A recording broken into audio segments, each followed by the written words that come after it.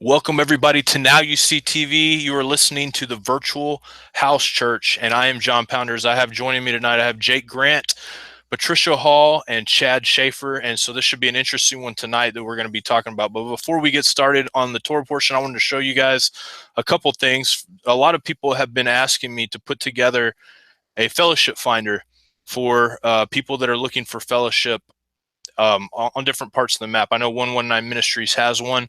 But there's a lot of people complain that they either couldn't get a hold of somebody on there or they were, too messianic where they're doing traditions and all those different things. So we put together our own. And so if you go to nowuctv.org and then you look for the tab, the NYSTV Fellowship Finder right here, you can go down and you could submit your information here to be a part of this. And if you click on it, we've already got a lot of people that have already signed up for it. I don't know why it's all zoomed in like that. Let me zoom out real quick. But we've got people clustered kind of random places. The houses, as you can see, Jake is the one putting this together. Jake, explain this map to us here. All right. So I think something that we're trying to do here is to make it easier for people to find actual fellowships that are already meeting and to be able to distinguish between people who are just seeking fellowship, and that way people can find each other easier.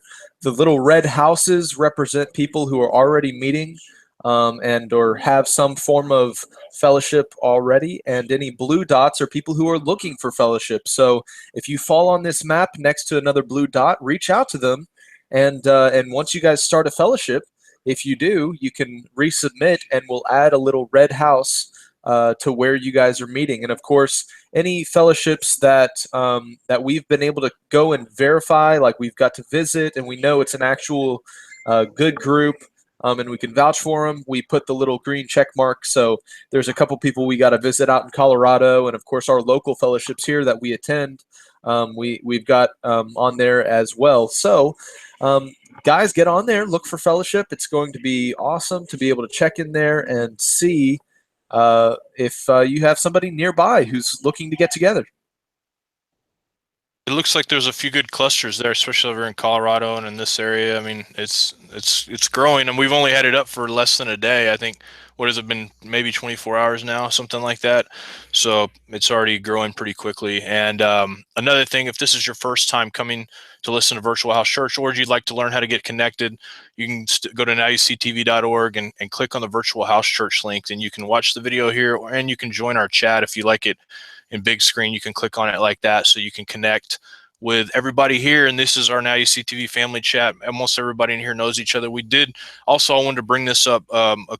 Somebody informed me that Jim Smith, that is in the chat often, he passed away just yesterday, I believe, or today. And so for those of you that knew him, definitely need to be in prayer for his family. So with that, I am going to hand it over to the other people in this conversation. I think Patricia is actually going to, if I can figure out how to get out of here, Patricia is going to read the Torah portion for us tonight, and we're going to be discussing it just like we did last week. Just, and if you guys have anything that you want to bring forward that you might see in this Torah portion, put it in the chat, like the chat I just showed you guys, or YouTube. If we have a moderator over there that can pass questions, they will. If not, just join our fellowship chat. If you're on a desktop, it's very easy to join.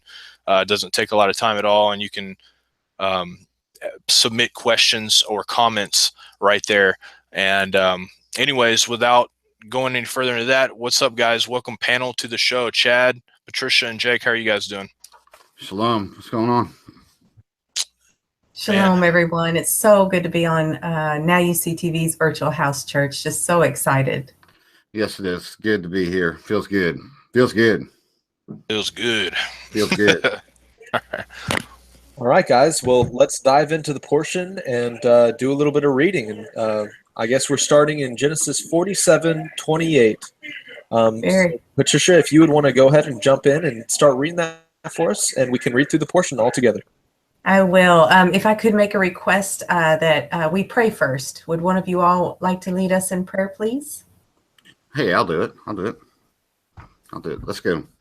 Father, we just thank you so much as we've gathered together as a body from all over the world today to look into your word and to study out what it is you've laid before us and put on our hearts and minds this week. We just pray that anyone and everyone who should hear this broadcast and join with us either tonight or throughout the week, that they just be blessed and enriched, and their hearts and minds grown in the Messiah as they read through these words with us and contemplate them. And we just pray that you'll watch over us tonight and be with us, and let us all have a good time in your presence, Father. We just thank you in Yeshua's name.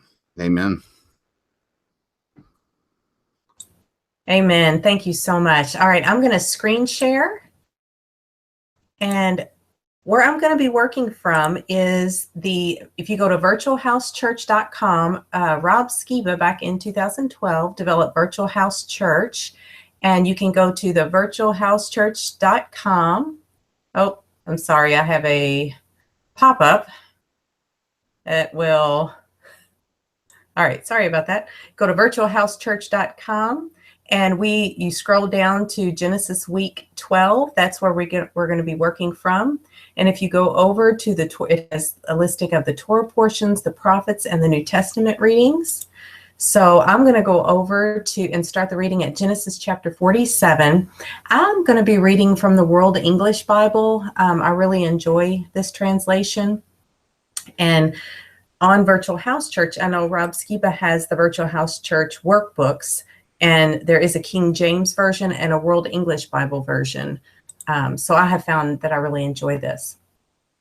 So we'll begin at Genesis 47, verse 28. Jacob lived in the land of Egypt 17 years. So the days of Jacob, the years of his life, were 147 years. The time came near that Israel must die, and he called his son Joseph and said to him, "If now I have found favor in your sight, please put your hand under my thigh and deal kindly and truly with me. Please don't bury me in Egypt, but when I sleep with my fathers, you shall carry me off out of Egypt and bury me in their burying place." And he said, "I will do as you have said." He said, "Swear to me." And he swore to him. Israel bowed himself on his bed's head. After these things, someone said to Joseph, "Behold, your father is sick." He took with him his two sons, Manasseh and Ephraim. Someone told Jacob and said, "Behold, your son Joseph comes to you." And Israel strengthened himself and sat on the bed. Jacob said to Joseph, "God Almighty appeared to me at Luz in the land of Canaan and blessed me and said to me, 'Behold, I will make you fruitful and multiply you, and I will make you a company of peoples, and will give this land to your offspring after you for an everlasting possession.' Now your two sons who were born to you in the land of Egypt before I came into Egypt are mine. Ephraim and Manasseh, even as Reuben and Simeon, will be mine. Your issue, whom you become the father of after them, will be yours. They will be called after the name of their brothers in their inheritance. As for me, when I came from Padam, Rachel died by me in the land of Canaan on the way, when there was still some distance to come to Ephrath, and I buried her there on the way to Ephrath, also called Bethlehem." Israel saw Joseph's sons and said, "Who are these?" And Joseph said to his father, "These are my sons, whom God has given me here." He said, Please bring them to me, and I will bless them." Now the eyes of Israel were dim for age, so that he couldn't see. He brought them near to him, and he kissed them and embraced them. Israel said to Joseph, "I didn't think I would see your face, and behold, God has let me see your offspring also." Joseph brought them out from between his knees, and he bowed himself with his face to the earth.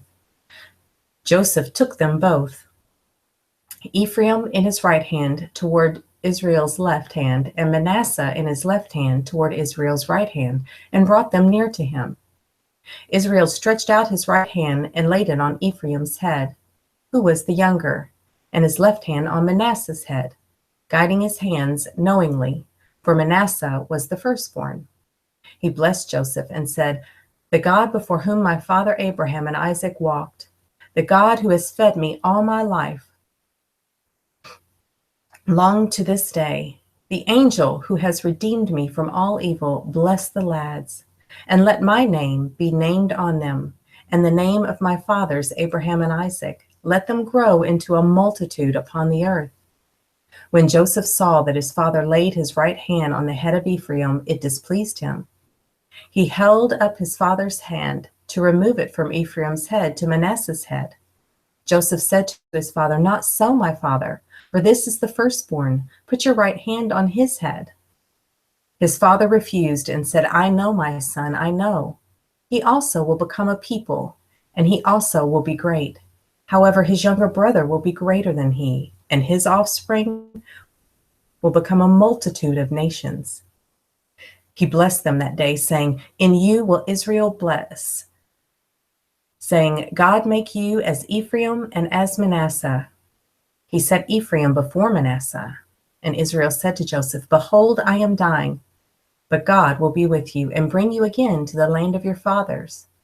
Moreover, I have given to you one portion above your brothers, which I took out of the hand of the Amorite with my sword and with my bow." All right, so I thought maybe we could read chapter by chapter, kind of like you all did last week. So we can start some discussion about the end of 47 and chapter 48. What do you all think?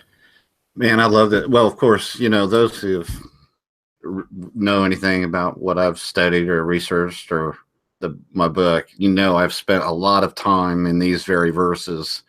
So they're, of course, some of my favorites. But I love that. It always sticks out of me that bless the lads, that portion of the bless the boys. I don't know. It's always an Irish voice in my head. Just bless the lads. But, this is one of those things. The first thing that stuck out of me when I'm seriously doing the study was, it says right there at the beginning of 48 and verse 5, it says, "Therefore your two sons who were born to you in the land of Egypt before I came to you in Egypt are now mine." Now, of course, with the study I've done, you have Ephraim and Judah in Egypt, and it just, here again, is just this type, and if you want a shadow, you have to have substance, and here's the substance right here. It says in Egypt, before born to you in the land of Egypt. So born in Egypt to be brought out of bondage, just as we are today. I mean, it's no different. And it just strikes me. I love those verses right there. Those are the ones that stick out to me right away. What about you, John? Jake? Jingleheimer Smith? Sorry. Oh, there we go. No, there we go. I thought I was unmuted. Yeah, that's an interesting part. And one thing that stood out to me was the blessing that he took out of the hand of the Amorite. I don't know. Let me go back to that verse. But somebody had said something about it in the chat too. And you studied those verses a lot. Did you ever kind of go into what that could be? Because from what I remember, if I remember correctly, there was something about that in the book of Jasher. And I know that Patricia, you and John have been going through Jasher pretty heavily, and so have you probably, Chad and Jake. But do you guys recall anything about that? Any other books or extra biblical books? Because I can't, when I read that, it's just when you read that, it struck me as like, what is this? Like, I can't remember what the wording he used, but he said something like, "I've not doubled your inheritance, but I've increased your inheritance over your brothers by giving this to you." Yeah, he's got an extra portion. So each one normally it would have been split into 12 evenly, 12 even portions. But he gave him his portion and another portion which he took from the Amorites, or in the land of the Hittites, when he conquered. So he got a double portion, a double blessing above his brothers. And when you look at those blessings, it's like, that's a blessing. You're going to be with some of these on here. This is a blessing. So the blessing he took is that that he basically took their blessing and gave it to his son. Is that what you're saying? He killed them, and that's correct. He had that which they had that which was divided. They were told that the land should be divided among them. That was given by Moses, that he assigned their portions where they would be. But in their conquering, there was another portion apparently that was taken by him, laid claim by him, that was taken during conquering. He gave that in addition to whatever was assigned. So he received a double portion and expansion. And it's north. If you look where Ephraim, it ended up with Ephraim, it's the right just above the northern portion where Jerusalem is, north and northeast. It's all that land right there. So it's pretty good size chunk of land right there. A lot of it's not occupied by Israel right now, actually, though. But. So I have a question just for clarification. It reads, that verse you were looking for, it's 48:22. Moreover, I have given to you one portion above your brothers, which I took out of the hand of the Amorite with my sword and with my bow. So this would not be, are you saying this is not the double portion of the firstborn? No, that's a double portion allotment of a blessing, and then his son was given a double portion of a blessing in multiplication. So you have two different blessings going on. This is not the same one. Interesting. And I too love the prophetic implication for us, where he says that those born to you in Egypt, that is such a prophetic implication for us. And it's so comforting that we're born in bondage, but we are his once we cross over, that's such an yes, comforting implication for us. It's just, go ahead. Yeah, I was just going to say, one of the things that I think is really important about what we just read through was God really demonstrates his favoritism towards the second born in a lot of cases. All right, so first example, we have Adam, who is the firstborn, and then Yeshua would be the second Adam. Well, guess who ended up doing it right, being the more favored one? It would have been Yeshua, the second. And then, of course, we can move on to, for example, what we see with Ephraim and Manasseh. First of all, Jacob being born, he was the second born, and he's the one who actually favored God's heritage, and he's the one who tricked Isaac into giving him the blessing. And we see that Esau was the firstborn, who kind of kicked to the curb because he didn't want to have anything to do with God, and he sold his birthright. And then after that, you see this kind of prophetic thing being passed down, and then we see it happen when Jacob blesses Ephraim and Manasseh. He crosses his hands and he blesses the younger one, which is just pointing straight back to all these different kind of prophetic pictures that we see in Scripture. Even in Genesis, the firstborn son was murdered at the hand of Cain, and then Seth was the continued line of that. So pretty crazy. Yeah, it's numerous examples of how it's always there's a case where the firstborn skipped over, and the second is favored or chosen. And from the chat, Paul says, and this is in reference to what you said earlier about Jacob taking over a part of the land. He says, the problem I'm having with that verse about the Amorite is I don't recall anything about Jacob fighting anywhere. What would you say to that, Chad? Well, I would have to go back and look, but I mean, he's definitely included in the sons who went out. So I don't know. It may not it may be just one of those things that we assume that everybody knows. Right. Okay. So yeah, and this is it's starting to get interesting here. It's going to be talking about the blessings each individual. Paul's a pretty sharp guy. I'm sure he's looked it up. He and I are friends, talk all the time, so he's probably looking into it right now. Paul, get back to me, brother. But yeah, so the next part of this is really interesting too, because we've got all the different blessings given to each tribe, and some of them don't seem like great blessings necessarily, or great like predictions of themselves or maybe their lineage. But like one of them, I think was it Benjamin's given the blessing of a ravenous wolf or something that devours his prey, I think, and all that. But if you want to continue, unless you guys have anything else to say about this, I'm trying to look through the chat here and see if there's anything else that I missed. I mean, I've been going back and forth, and people have been private messaging me and all that stuff. But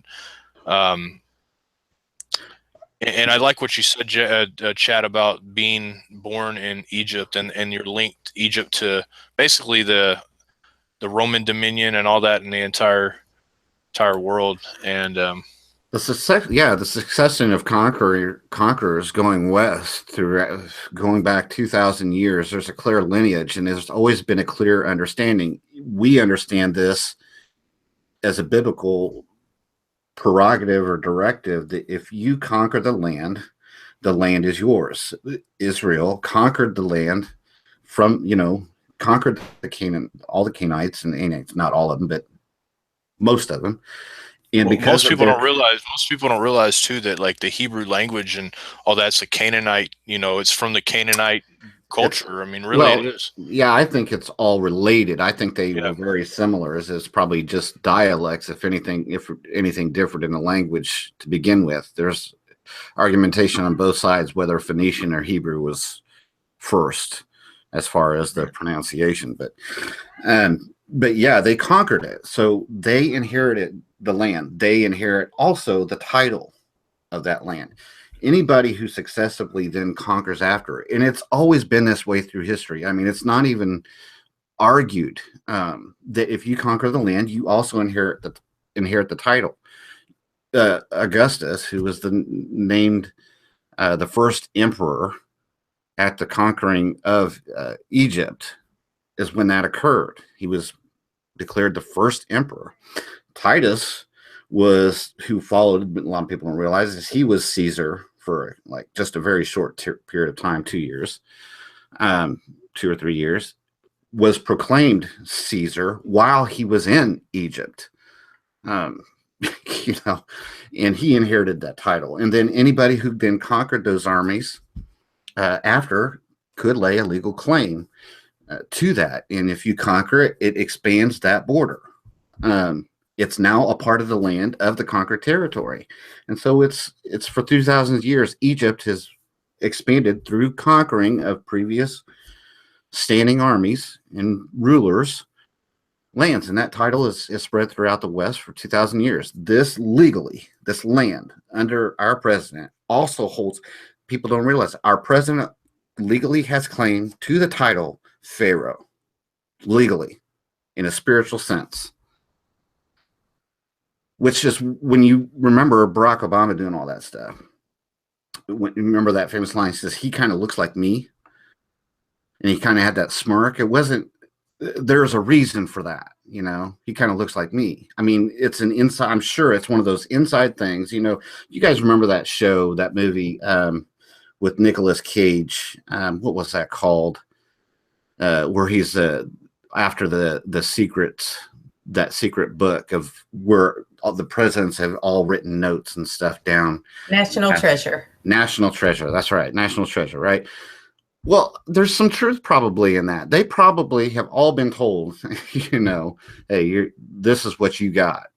I'm sure that's handed down. There's probably one of those in front of your face hidden truths, and that they know. They definitely know.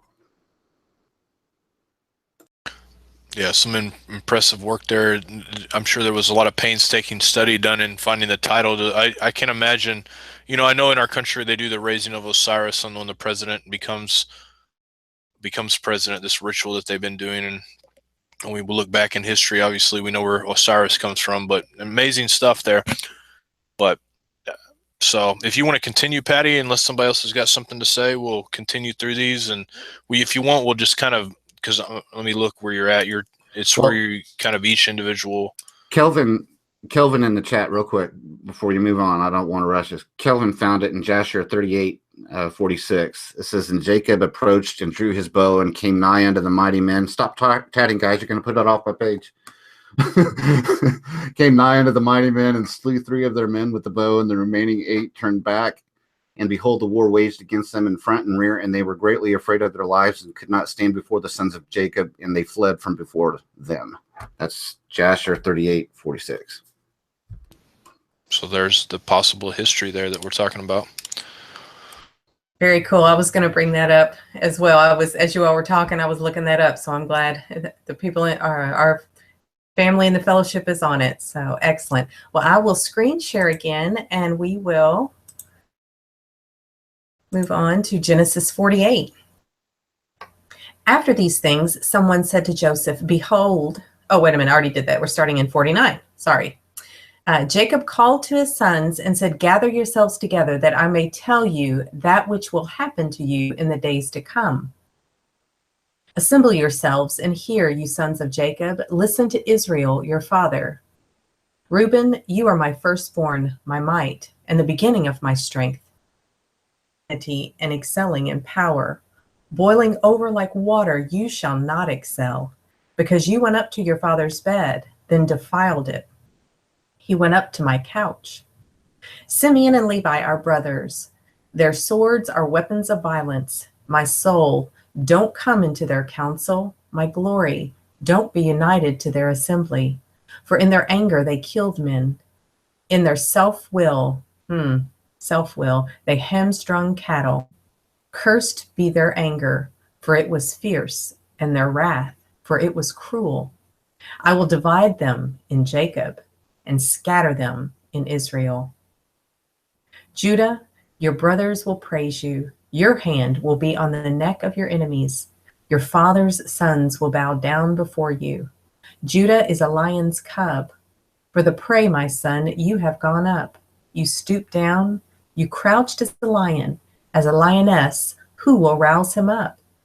The scepter will not depart from Judah, nor the ruler's staff from between his feet, until he comes to whom it belongs.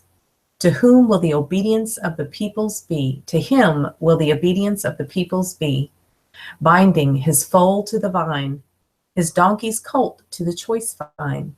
He has washed his garments in wine, his robes in the blood of grapes.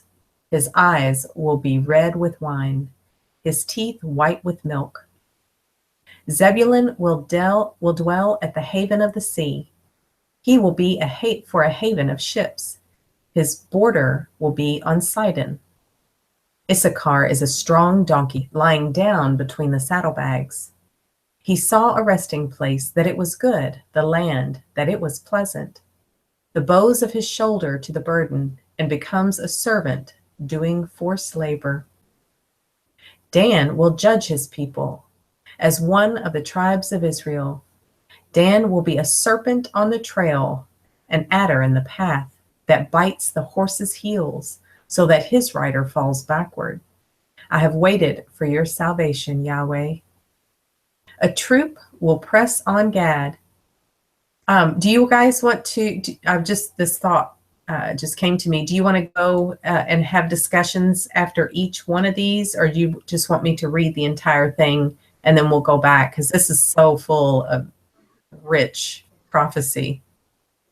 Yeah, I mean, you could spend a ton of time. You just read it through. We can always go back to those ones that, yeah. Okay, all right. A troop will press on Gad, but he will press on their heel. Asher's food will be rich. He will produce royal dainties. Naphtali is a doe set free, who bears beautiful fawns. Joseph is a fruitful vine by a spring. His branches run over the wall.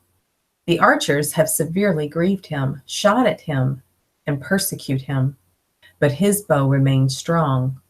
The arms of his hands were made strong by the hands of the mighty one of Jacob. From there is the shepherd, the stone of Israel. Even by the God of your father, who will help you, by the Almighty who will bless you, with blessings of heaven above, blessings of the deep that lies below, blessings of the breasts and blessings of the womb.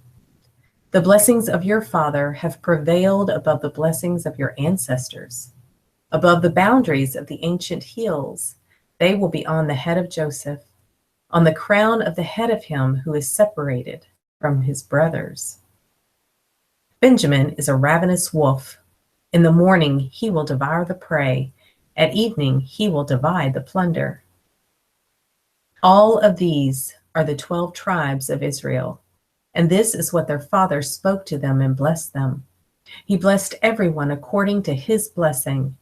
He instructed them and said to them, I will be gathered to my people. Bury me with my fathers in the cave that is in the field of Ephraim the Hittite, in the cave that is in the field of Machpelah, which is before Mamre, in the land of Canaan, which Abraham bought with the field from Ephraim the Hittite as a burial place. There they buried Abraham and Sarah his wife. There they buried Isaac and Rebekah his wife. And there I buried Leah. The field and the cave that is therein, which was purchased from the children of Heth. When Jacob finished charging his sons, he gathered up his feet into the bed and yielded up the spirit, and was gathered to his people.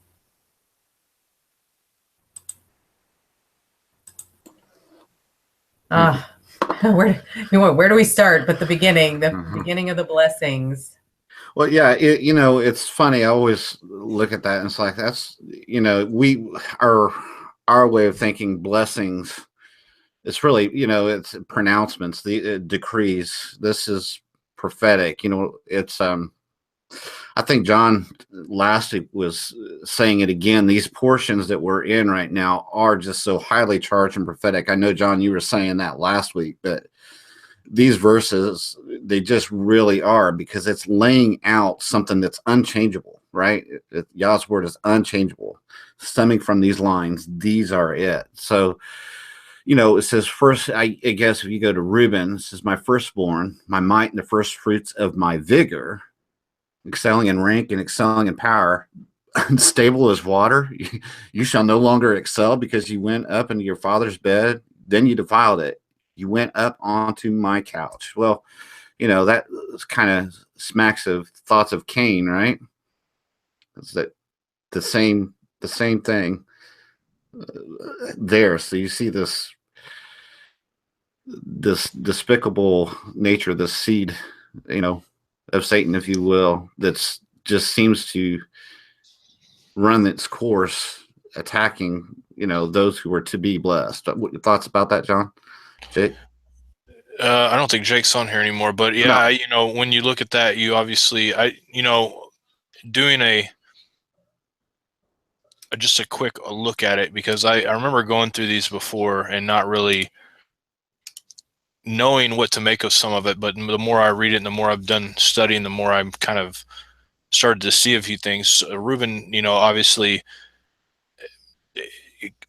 I was trying to think of a time when it went up to the father's bed, you defiled it, and went onto my couch, and I think of, obviously Ham. I think Ham was the one that did that right after the flood to Noah's.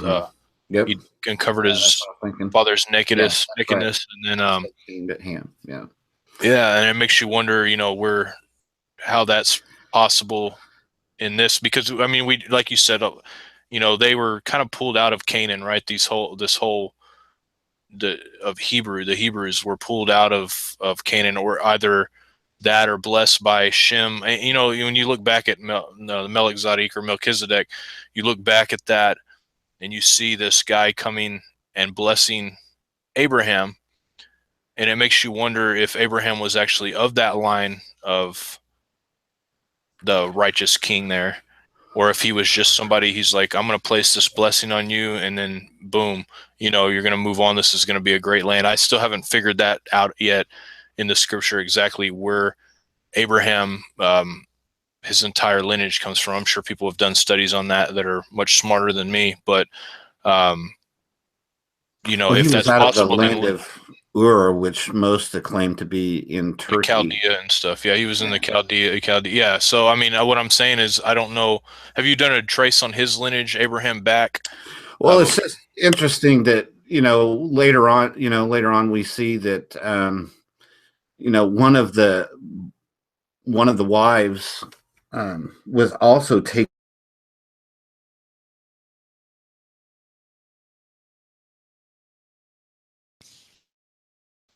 Are you guys still there? I don't know if I lost.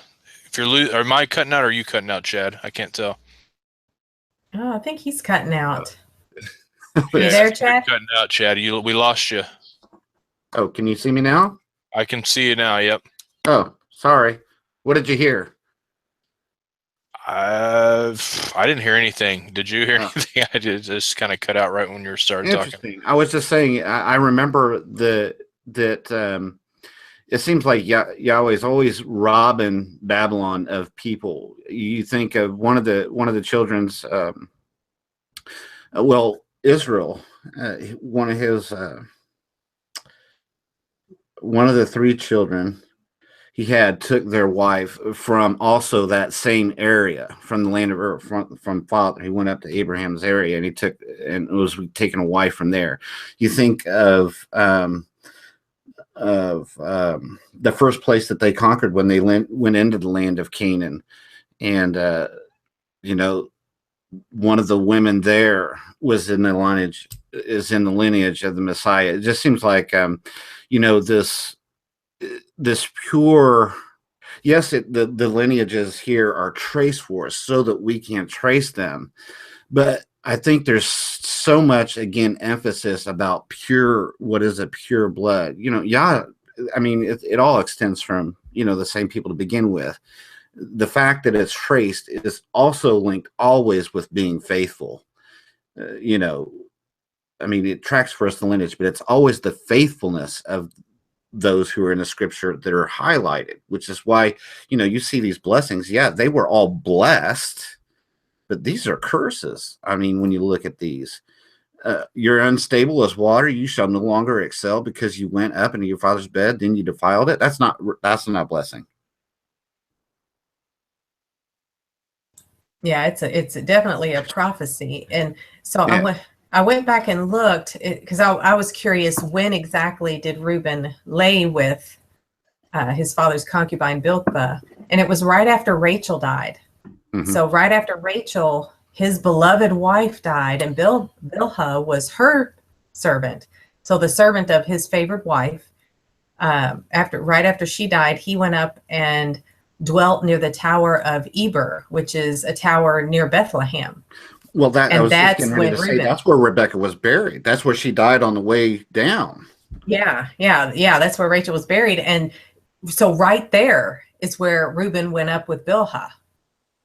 So I'm sure that there's a lot of, not just the fact that he would lay with his concubine, but also the timing and the place. So it's defiled their house and all that. That's cool. I'm glad you brought that up because I had not even thought of that. So, I don't know why. I'm just like, when and where did this happen?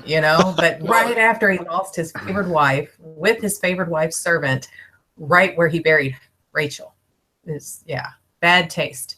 Yeah, that wasn't very good. The chat was talking about Simeon and Levi, so they were already hashing it out in there. But they said that may I never come into their council, and may I not be joined to their company. He's basically disowning them right there. He's saying, you don't bring me up in your council meetings, my thoughts, and I will not be joined to your company. I mean, it's almost a disowning right then and there. Cursed be their anger, for it is fierce, and their wrath, for it is cruel. And I will divide them in Jacob and scatter them in Israel. It just makes you wonder. These people right then and there, they were scattered first. They became, I don't know. It's just interesting, cruel.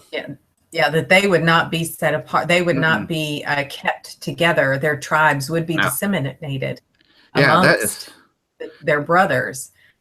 He says. Well, I mean, if you look at, go ahead. I'm sorry, I didn't mean to cut you off. Go ahead. Oh, no. I was just going to say the different words used, my soul and my glory. So he's removing that which is the essence of himself and his glory from those two. From their assembly is profound. Yeah, you couldn't hear something. Go ahead. No, I was going to say in Benjamin too. If you guys remember in Judges chapter 19, I think it starts. Let me look it up real quick. But do you remember when they went through the tribe of Benjamin, and basically they're all homosexuals, and they wanted to rape him out in the street, and so he sent his concubine out there, and they raped and killed his concubine instead in the tribe of Benjamin.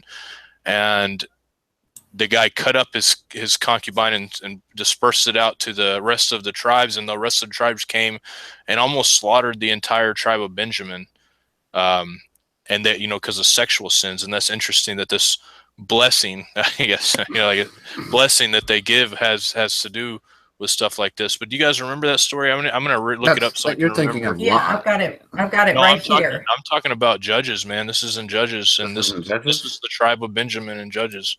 Yeah, it says. Yeah, I've got it. I've got these pop-ups, but it's Judges 19. In those days, you want me to screen share?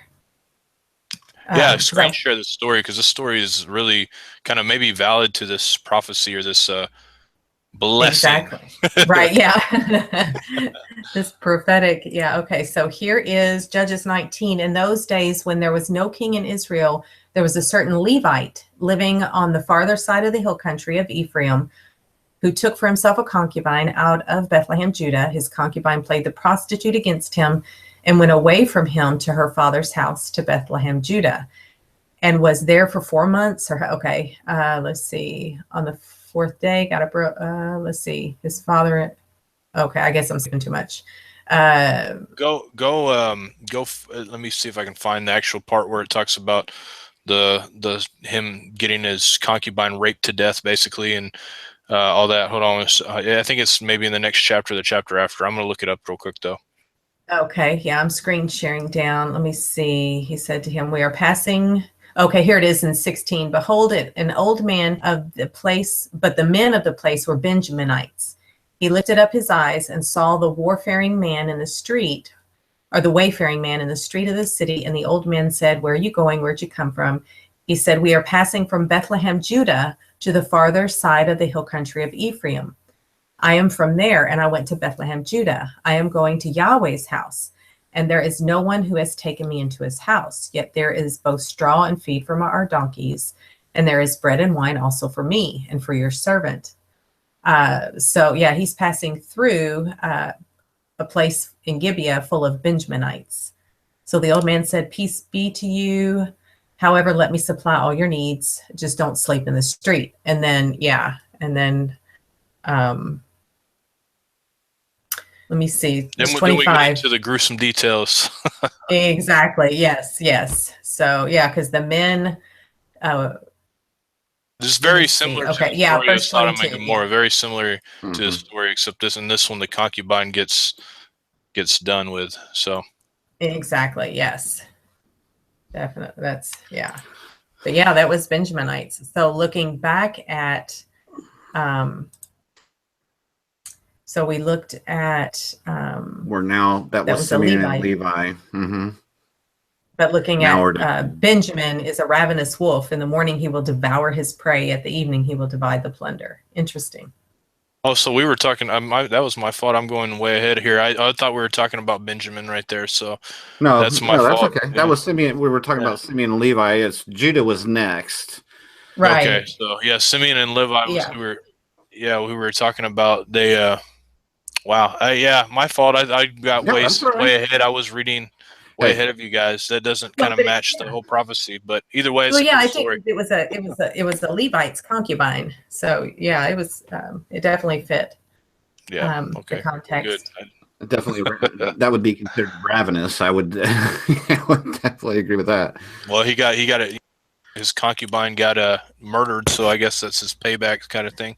Maybe not, but it's an interesting story. I would have, if I would have thought it was them. Let me go back to that verse real quick just to see. You said now we have, because we have a ton of different ones to go to, but Reuben was the first one that we were talking about there, right? And so right, Reuben, and then Simeon and Levi. Okay, I'm ahead here. My fault. You guys go ahead. I'm out of it tonight. It seems like I should have prepared a little bit for this. Like usually when we have Zach and Darren on, they're like they've already like got every little note that they have on. But you guys are keeping me on my toes. I'm glad, because I would have kept on going down this other path here. So. Well, it's also interconnected. I mean, you know what I mean? It's indicative of a family, a tribe.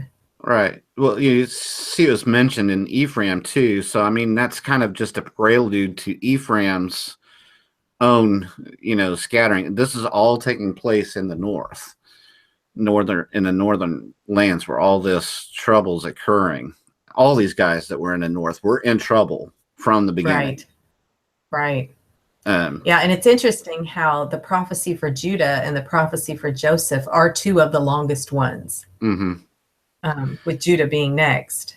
Right. Do you want to tackle that, Chad? Yeah, I love this one, especially verse 10 there is particularly interesting. But it says, Judah, your brothers shall praise you. Your brothers shall praise you. I mean, you see hints of Joseph's own blessing, being passed down into Judah here. It says, your hand shall be on the neck of your enemies, your father's sons, your father's sons, your brothers. Why don't just say your brothers? I don't know. Your brothers shall bow down before you. Judah is a lion's whelp from the prey. My son, you have gone up. He crouches down. He stretches out like a lion, like a lioness. Who dares to rouse him up? But this verse here, the scepter shall not depart from Judah, nor the ruler's staff from between his feet, until tribute comes to him, and the obedience of the people is his. And what the verse said, or the translation I have, is said, until he comes to whom it belongs. The World English Bible, I love that translation. So nor the ruler's staff are between his feet until he comes to whom it belongs. Yeah. To him will the obedience of the people speak. Yeah, I mean, that's kind of like hindsight 2020, right? But it's talking about the Messiah. Yeshua, yes, of course. But it shall not depart until he comes into his inheritance. It's just so highly charged. But those verses in particular always speak to a remnant out of Judah and why Judah is still there today. I believe this blessing still holding it's not gonna pass. Well, I mean, if you look at the tribe of Judah, the Jews, for instance, there's so many of the most wealthy people in the world are Jews. I mean, there's no getting around that idea. They're very wealthy, and they control a large portion of the world's money, if not all of it. And so you see this blessing being, they're definitely taking this blessing and running with it. It seems like in the world we live in today, anyway. And I know to a lot of people that would sound anti-Semitic or whatever, but it's true. If you look at I think it was Jim Staley when he did the Passion for Sure, the Identity Crisis video, where the smallest portion, I think it's like 1% of the world population of the world is Jewish or something along those lines. I can't remember the exact stats, but they're like the top, like the most wealthy people in the world, and just the blessing that gets passed on to that particular tribe is pretty. Well, this is a good. This is one of those good things that you can kind of camp here. Always talk, one of the common things you hear from baby believers is these people, this person is so wicked. How is it that they can get away with this or have so much? It's, the decree, once it goes forward, cannot be rescinded. The scripture says the gifts and the callings of God are without repentance, specifically speaking about the elect. Speaking of Israel, the gifts and the calling of God are without repentance. They can't be undone. And the same holds true, which is why it's no light thing when you actually receive a true blessing. You have been truly filled or been truly given a gift. Once it's yours, it's yours. But that doesn't mean that gift can't later be used by a person who falls away and becomes corrupt. The blessing that they've given isn't taken away just because they're later become corrupt. And I think there's so many people who can be confused by that, to see a wicked person with a blessing. And it's because of the spiritual laws that are in place. So you always have to look at the fruit, not just what they say, not what they have or you have to look at the whole package. If you see somebody has appearances, you got to look for both. They have to have the works and faith. They have to have them both. They can't just be healer. The healing is where it often seems to crop up with the gift of healing. I know, John, you were talking about that here this last couple of weeks, the gift of healing. You can see people who are being healed. They clearly have been given a gift, but you listen to them talk and you're like, where in the world are they reading that in this scripture? I don't see that. There's so many who start off well, they start off powerful, strong, and then they become corrupt by that blessing. They so get comfortable in operating. They forget where they come from, but the gift doesn't go away, and it can confuse some, and it can cause harm to others who are ignorant. And we see throughout history too. Even in the book of Judges, sometimes many years would go by before Yahweh ever decided to, put his judgment on those people. He would send prophets, he would try, and then he would finally do it. It was always a long period of time. I mean, said he's slow to anger. So we see that sometimes he allows people to prosper because he hasn't passed their judgment on him yet. Yeah, that the blessing doesn't. You remember. The thought comes to mind. The king. We see an example of this when Daniel is thrown in the lion's den because of his decree. He cannot. It's just an understood thing. Again, the decree was made. It could not be rescinded. That he was thrown, even after he found out what had happened before the judgment was passed down. When he saw it, he couldn't undo it. It was the king's decree. And so these are undoable. They cannot be undone until, of course, Yeshua. But we'll get into that. Another blessing. Yah's so smart. But anyway, I don't know what to make of this last part of this. His eyes are darker than wine and his teeth whiter than milk. Anybody got any thoughts on that? Other than his eyes are darker than wine, his teeth are whiter than milk. I love the prophecy that he, right after he says, to him will the obedience of the peoples be, then immediately he goes into this sign, binding his foal to the vine, his donkey's colt to the choice vine. So there's the prophecy of that coming. And then he has washed his garments in wine. Like, it's already done. It's finished. Mm-hmm. So looking at, for me, I see Revelation.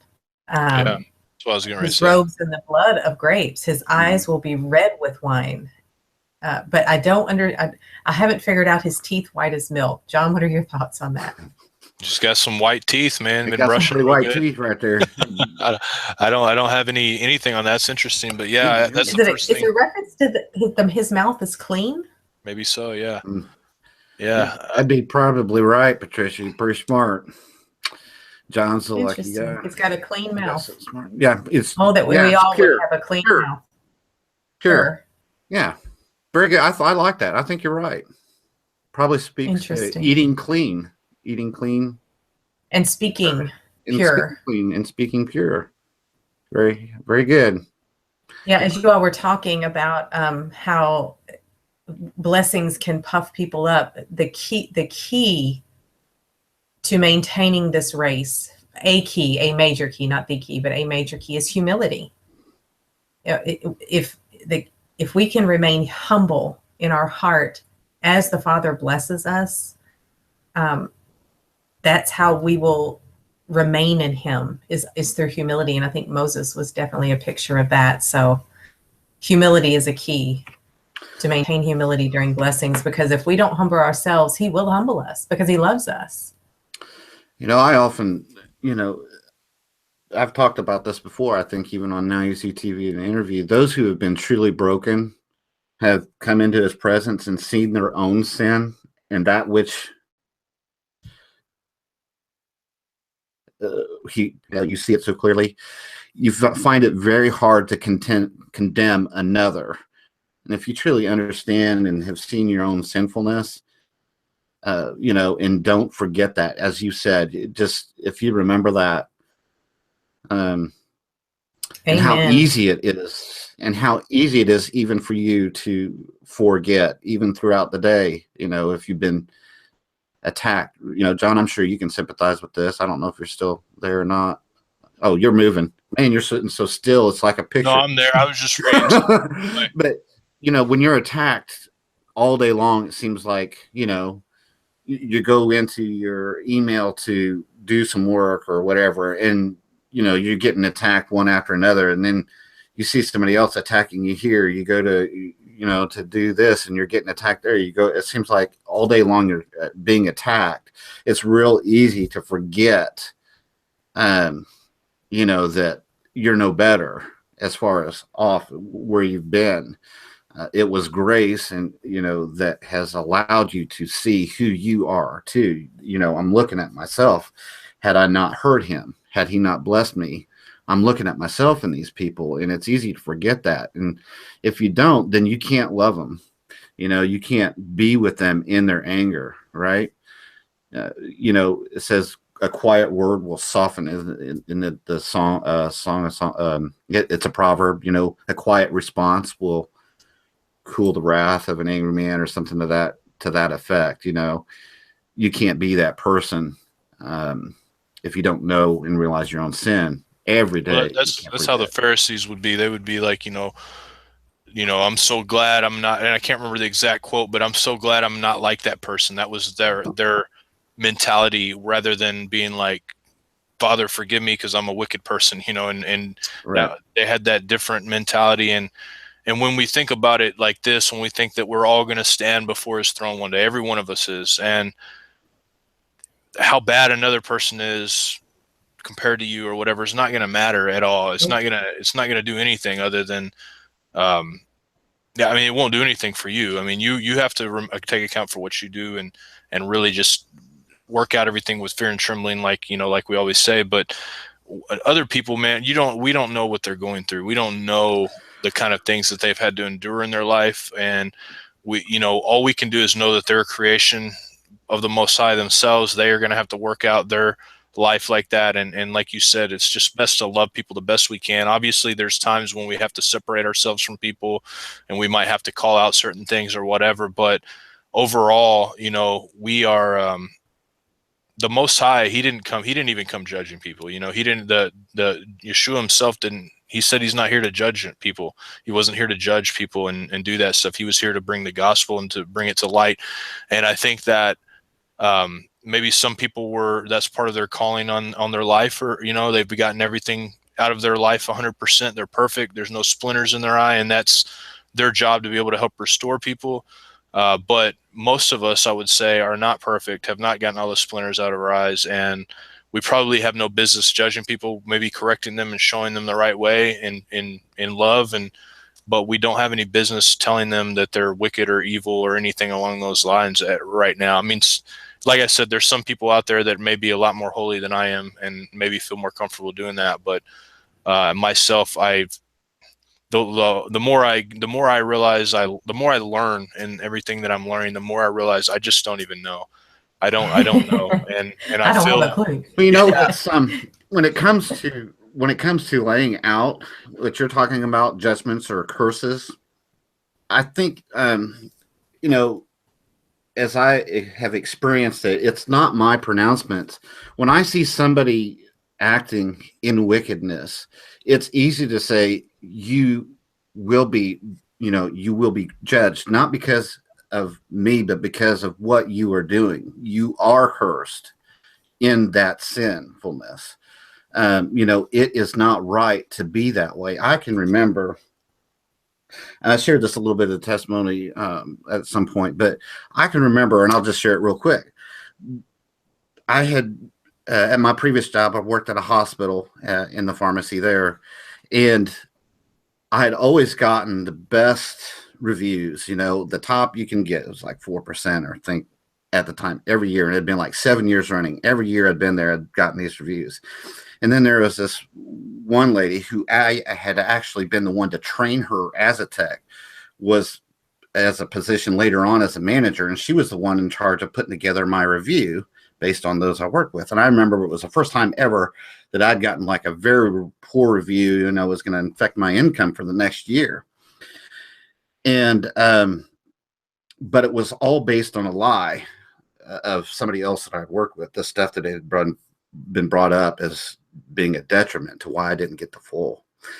And I can remember this was a time that I was just very strong in the spirit at this time. There were a lot of, like you, John, there was a lot of there were healings going on, seeing people I knew being healed of cancer through prayer, at least two that I knew of from church.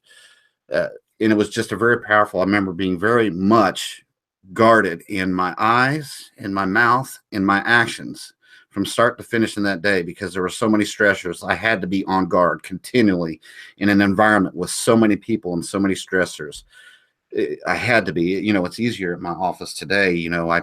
I'm here alone all night long. I just got the people online. I can walk away from them anytime. But when you're around people, it seems a little bit difficult. And I remember walking day in and day out, same as I always had. And I had this bad report. And I told him right there, I said, this is a lie. And this is why. I'm getting to my point. I know it's long-winded. I said, this is not true. This is a lie. This is the fact, And I said, you guys understand you will not be blessed in passing this upon me, which is a lie. You will not be blessed because of this. That, they thinking, that's Chad's typical crazy talk. I said, things are not going to go well for you is basically what I said. I wasn't cursing them, and I wasn't saying I was going to do something. I was saying they were doing something, and it was not right because I knew in my heart it wasn't. It was within. Of course, I was a little upset about it, but I gave it to the Father. I said, Father, it's in your hands, your righteousness. It's your judgments about false dealings. You will deal with them.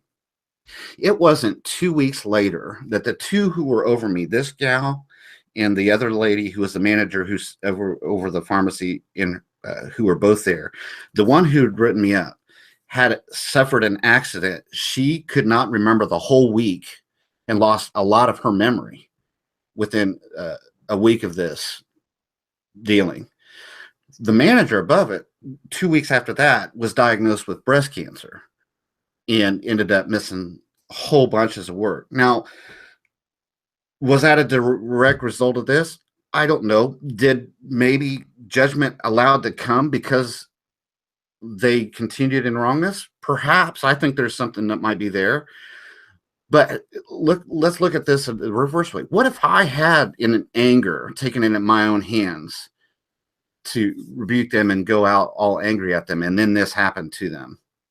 What would that do to me? What would that make me? Here are these people suffering, just adding to the torment, and also in the right. It just, all I am saying is, if you live and walk in this way long enough, you will see God's judgments come upon those who are your enemies. You will see it. And if you walk in righteousness, it allows him to judge them in righteousness.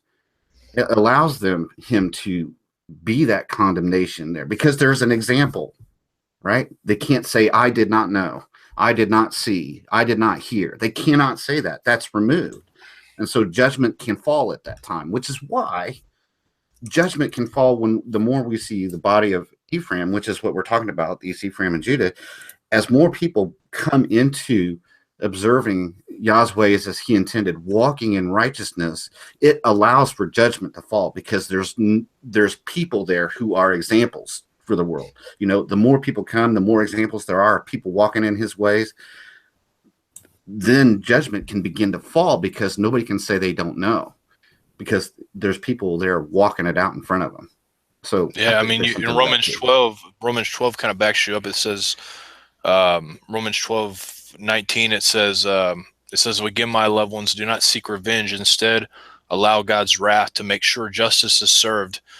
And like you, I've seen it many times. And obviously, sometimes it's not what you wanted. Sometimes God's wrath is way worse than anything you would have ever even thought of accomplishing on that. And that's why it's important to bless people sometimes. You know what I mean? Like with your situation, of course, there's that aspect where it's like, that they've messed you up. They've done everything they can. And people don't realize the kind of power our words have. They don't realize the kind of, the Bible says life and death are in the power of the tongue.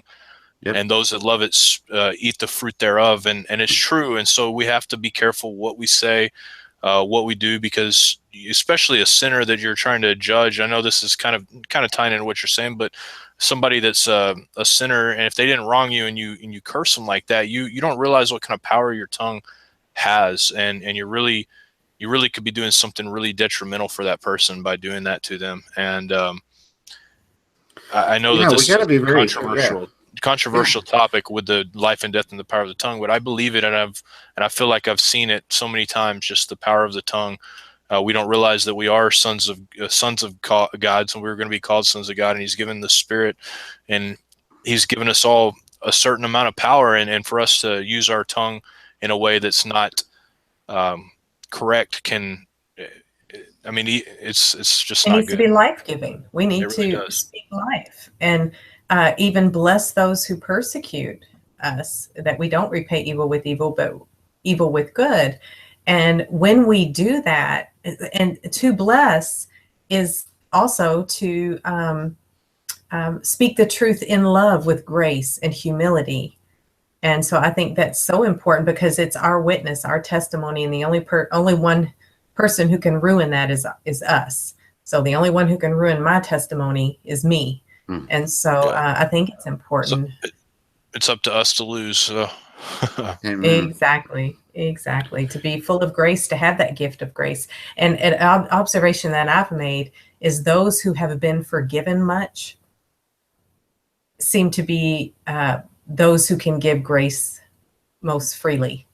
So those of us who have really screwed up and been forgiven of so much, and fully see our sin in the light of a holy God, and fully receive the redemption from the Savior, it's easy to give grace when you've been given it in abundance. So Amen. All right. Now this next one is interesting. Zebulon. Okay, so there is a lot that could be gone into here. I know these are a short verse here, but shall settle at the shore of the sea. He shall be a haven for ships, and his border shall be at Sidon, which is also Kidon, or known as Sidonia. This is Tyre. This is that northwestern portion located next to the sea in the Mediterranean, right off there. And this is where that it's always mentioned and associated with Babylon. A lot of people believe that all the stuff that came out of Babylon originated from this portion. King Sidon was like one of the first kings of Assyria, of that Akkadian Empire there. After I haven't really traced exactly who Nimrod is, but I have a feeling he's actually the god Marduk or Marduk. Oh, yeah. In Babylon. But yeah, Sidon, he was like one of the first kings there of that whole Akkadian Empire in that area. So what is that area now where Sidon is, Chad? Yeah, so this area, you think of there's etymology, and the things that can come out of this tribe and that area is so vast. The word Cyclops in English, the one-eyed giant that we all think of, that etymology is from Cyclops, which is this Kydonia. It's got that K sound to it, but that Cyclops, Cydonia, all that stuff, all that history, all that legend, mythology, all comes, much of it, from this area. So it's just interesting that Zebulun ends up in that area, and Dan ends up right along there with him, which is just a little way down. But Zebulun and Dan end up pretty much hand in hand when it comes to this area, because they saw it was pleasant. I can't remember where it's at, but Dan looks at this area and says, there's a lot of money to be made over here, and it's easy and nice, and that's where he goes. And that's the modern day Lebanon right now. Yep. Sidon there. Yep. Yeah, Baalbek is there, right? Everybody's seen Baalbek, that big, huge. It's where that huge stone that you see the people standing on. It's partially in the ground. They call it the pregnant stone there at Lebanon, in Baalbek. All that ancient knowledge going way back to the evil king, as Gary Wayne would say. Not the good king, but not the good. What's his name? Enoch. Enoch. Yeah, thanks. Not the good Enoch, but the bad Enoch. All that from that area. Very interesting. Very interesting. So the next one is Issachar. Issachar is a strong donkey lying down between saddlebags. He saw a resting place that was good, the land that it was pleasant. He bows his shoulder to the burden and becomes a servant doing forced labor. What are y'all's thoughts on Issachar? I think that I'm with Riverwind and also Dr. Pigeon, and thinking that Issachar is possibly the Cherokee nation. And it talks about the land that they went to, but they've preserved the name Yahuwah in their language, and also there's Hebrew writing in their area, and that's kind of, the Cherokees would be kind of southern Tennessee, northern Alabama area, but there's a lot of language similarities. Issachar and Cherokee, they have some kind of language similarity there. And obviously we know they went to a beautiful land, that's for sure, and then they were taken as slaves and also murdered and sent into what I don't know I would call them necessarily prison camps, but they had their times that were not very great. But that's just that's what I think, and I know there's a lot of scholarship on that idea. But other than that, I don't know a whole lot about Issachar, like throughout biblical history, that I can name. Yeah, I also remember actually seeing that recently. I read an article this week. I think it was something Joseph Riverwind had posted about that or shared on that. That's interesting. That'd be interesting to look into and do some research on down that line. All right. And then Dan. Now it says judge. What does it say in your version, Patricia? Mine says judge. Does it say judge? Dan will judge his people. I can look up that word in. Well, I think again the English in there, there doesn't really constitute what we think of as judge. It's more of a word that has to do. It says judge his people in one of the tribes of Israel. Dan shall be a snake by the roadside. He will be an instrument of judgment. For the tribes of Israel is what it would be more readily read as. Not that he will judge and have judgment, but be the means of judgment. If you see, I got a question for you. Weren't most of the judges in the book of Judges, they were from the tribe of Dan, correct? It wasn't Samson, I believe, was from the tribe of Dan, and a lot of the other. Yes, but if you look, they also settled in this land near where Zebulon did. They're up there, and if you look at the temple layout or the blessing, the allotments of land, and the temple layouts in Revelation, and then Ezekiel, Dan is absent from the one in Revelation as far as the blessings and allotments, but he in the Ezekiel and the one in the future, he's mentioned and brought back again. So it seems like he makes a comeback. So during this time of Revelation, it just makes me think that this tribe of Dan is one of the means by which Yah will use to judge the children of Israel in the last days. But they too will have a remnant of people who could call them their lineage, who will later be, among those who are blessed. So it's interesting that he's mentioned, given a portion when they go in. He's absent in the book of Revelation, but in the one in Ezekiel of a future temple, he's mentioned as having a portion again. So Dan's a real interesting guy in that tribe. If you want to study, I was doing a study. I've been doing a study. Tomorrow I'm going to be doing a talk about the Chaldeans and about the Magi and their trace to the Pharisees and all these different the history behind all that stuff. And one person that came up was Simon the Sorcerer, which, according to a lot of texts, he was a Magi, considered a Magi, but he was also from the tribe of Dan, according to, let's see, I can't remember who pinned that. Was it maybe Hippolytus? Who was it that I don't have my notes in front of me. Let me see if I can pull them up real quick. But he was from the tribe of Dan, and he was, according to Irenaeus, Justin Martyr, Hippolytus, and Epiphanius, he was regarded as the source of all heresies that came out of that area, and was actually Herod's like right-hand man at one point. And Gnosticism, all that stuff kind of, came from, Well, they always not seem from to him, have, but, he would have been the high priest, right? He would have been a high priest. Herod would have been a high religion. priest. Mm-hmm. Herod would have been the high priest, yeah. And even though he was an Edomite, not even Jewish nor Levite nor any of those 12 tribes, but he was the high priest at the time. Right. Well, I'm talking about the anti-priest, right? The high priest of their religion. That's what. Well, he was the high priest of the temple of Judah. He took it over, and him and actually the Pharisees and him combined together, and the Pharisees opened the gates for him. He went in, killed the entire Sanhedrin. You have a friend, man. I can't remember his name. I talked to him when I was in Denver. I guess he did his thesis on Second Temple period, and that's how he got his PhD. And I can't think of the guy's name, but he's friends with Doug Hamp, and I sat and talked to him for like an hour.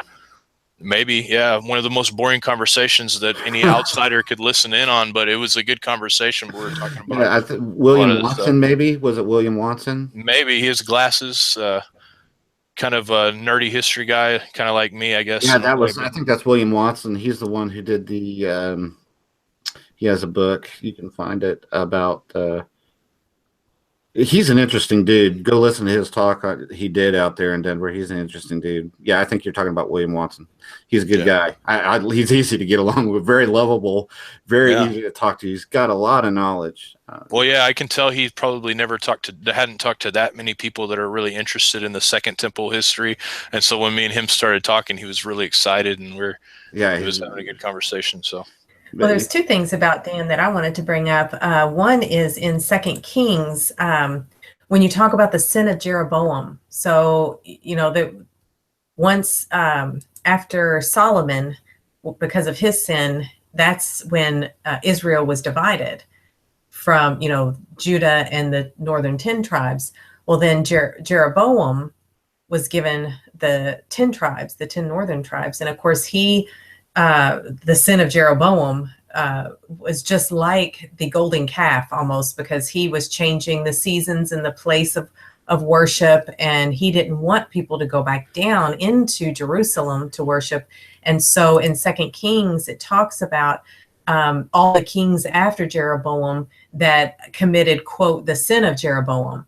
Mm-hmm. And because they set up the where was it? They set up the golden calf. I think is that what you're going to? They set up the golden calves at the northern and the southern tribes. Yeah, but they set it up in Dan. So in 29 of 2 Kings chapter 10, it says, however, Jehu didn't depart from the sins of Jeroboam, the son of Nebat, with which he made Israel to sin, the golden calves that were put up in Bethel and that were in Dan.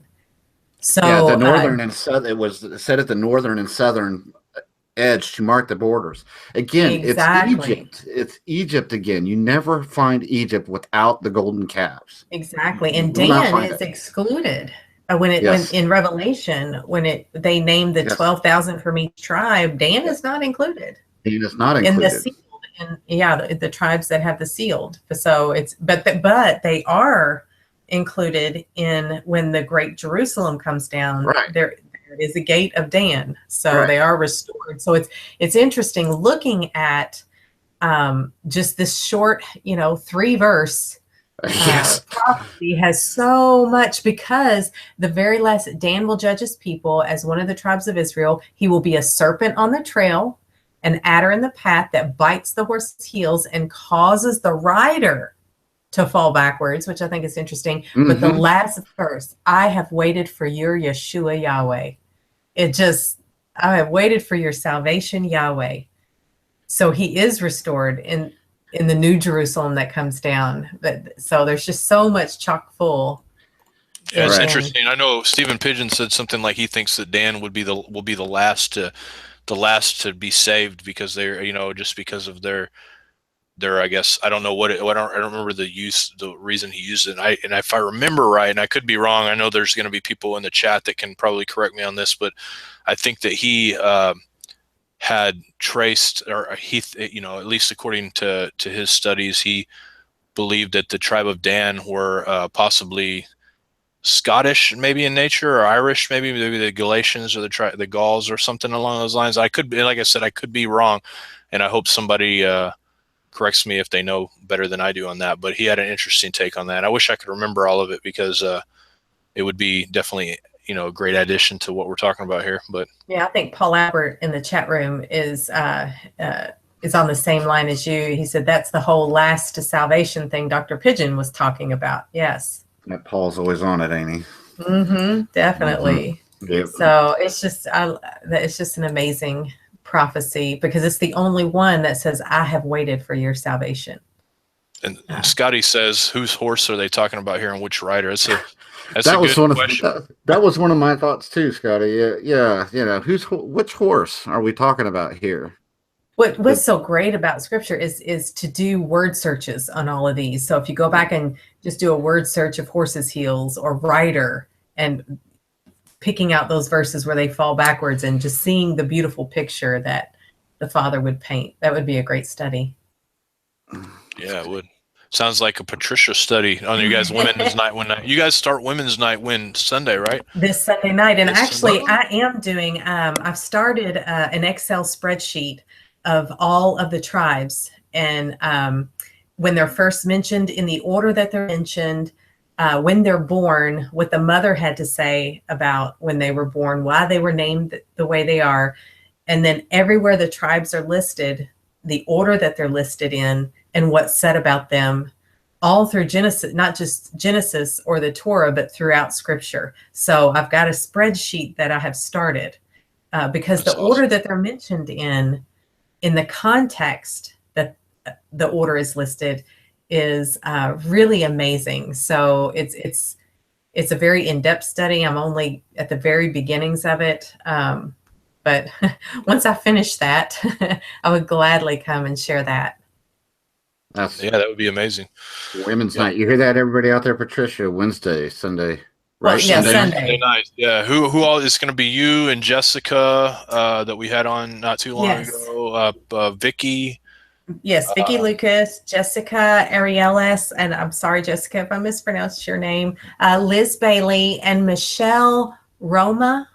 Michelle, I believe it's Roma, but I think it's Roma. I just met her Wednesday evening for the first time virtually, and it's going to be an amazing group of 5 women, and it's going to be every Sunday evening at 9:00, and we're going to rotate. So I'll be on a couple of times, like every other Sunday. I think Jessica will be on every week hosting, kind of overseeing, but we're just going to kind of rotate the leadership, and we're going to have great topics for you guys. We're hoping to have guest speakers once a month, different topics for women, by women, just a crossing over. So looking forward to discipleship, and so we're very excited about it. Good stuff right there. Yeah. All right. So next we have Gad. It doesn't say a lot. Shall be rated by raiders, but he shall rate at their heels. Yeah, the World English says a troop will press on Gad, but he will press on their heel. These sound like the gypsies, don't they? Ooh, I mean, doesn't that sound like the gypsy? Kind of always on the move, never really settled, is what it seems like. Always. It sounds because that's how they a lot of times are known for making their living, is the gypsies, right? The gypsies are the thieves, right? The Thieves Guild. Interesting. Somebody probably knows. Again, we got a lot of smart people there. Okay, yeah. I'm trying to look up when he was born. Leah said Zilpah. So Gad is a son of Zilpah, and Leah said, "How fortunate." And so that's what's stated when he was born. Yeah.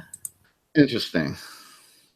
Well, in the Talmud, it says that, and of course I put very little weight on the Talmud when it talks about theology or any of those things. Sometimes in history, it's one of the only places you can find certain things. But according to them, they were exiled from Assyria they were basically the first victims of being exiled, and yeah. So I'm wrong. Interesting. So Gabriella says in the chat, Dr. Pigeon said Roma gypsies are the descendants of Leveris, or the Levites. No, that was probably a mistype. The first time of the Levites. So he says Levites. that's possible. I know, like, I've often thought about a lot of this stuff because I've, you look at like Ethiopians, you look at the Jamaicans, which are follow after the the scriptures, except that they accept Selassie as their Messiah, but they all have these temple practices and that they do that seem to be in line with the temple practices of the Levites, and it's an interesting thought as well. I don't know what tribe the Ethiopians come from. Maybe Jews, maybe they're maybe Levites, but and who knows? But it's interesting that they have the temple songs. They do the temple things, and their idea, they believe that Selassie, which was, they believe, the second coming of the Messiah, which obviously we know he wasn't, but he was one of the descendants of King Solomon. Emperor Selassie was. He was like one of the only kings that Africa ever had that kind of like brought people together as an African kingdom. I mean, he didn't succeed in it totally because, of course, you know how that goes. When anybody that's not a part of the elite, I guess, brand or whatever does something like that, they end up getting ran out or whatever and killed. So I think that he ended up dying of old age, but before that he was ran out of his own country by Italy, and interesting stuff. But anyways, to not get off the point too far on that whole thing, they have a lot of things that could be interestingly lined up with the Levites as well. And according to a certain secret society, and I can't remember the name, me and David did a show on it a long time ago, like months ago, but there's a secret society in Ethiopia, an ancient secret society that you never hear about, and they claim to have the ark, and not the ark, Noah's ark, but the Ark of the Covenant, the ark. Right. And who knows if they do or not, but it's definitely interesting. Okay, Kelvin had a question. What land was granted to Gad? I have that in my book. Hold on. Let's see if I can find that real quick. Okay. While you guys go ahead and talk, I'm going to find that. Okay. Yeah, I was looking as well, but I think it looks like they had, like, we're close to the Ammonites, so Ammon, Jazer, close to Jericho's. It would be, let's see, that would be east or west of the River Jordan, the Jordan River there, underneath Manasseh, between Reuben and Manasseh. At least that's what I'm seeing here. Okay, would you do you have a map of the tribes? Would you mind screen sharing that? That would be interesting to be able to look at as we go through. Yeah, let me screen share it here real quick. And can you guys see that right there? Oh, yeah. Yeah. So see, we have Gad right here, and I can, oops, zoomed in a little bit too far there. If I can figure out how to zoom out here, or at least get close to where we're going here. You clicked out. You clicked out a little too far there. There we go. I'll zoom it in a little bit too, so you get maybe something like that. Anyways, you guys can see that, I think, right? Yes. Okay. So. Yeah, see Zebulon and Asher. Asher's next, right there. Yeah, Food shall be rich and shall provide. Are the French with their royal dainties, their delicacies. Yeah, I thought the exact same thing. I'm like, man, these guys are like what's the dude, Chef Gordon or whatever, may be one of these characters here. Well, you know, Asherah, the Asherah poles, which would become today for us known as the maypoles, right? It's that fertility dancing. The maypoles, that Asher pole, all that ancient Babylonian stuff again comes from there. Yeah, so again, very associated with Dan. You can see on that map, they're much in that same area near Tyre, northwest. Yeah, the food shall be rich and shall provide royal delicacies. Yeah, definitely part of the elite right there. Yeah, and the word for rich, their food shall be rich, is fat, stout, robust, greasy, gross, lusty, plenteous. That's the Maybe it's Italian. Who knows? Let's see. I don't know. Interesting. Well, who knows?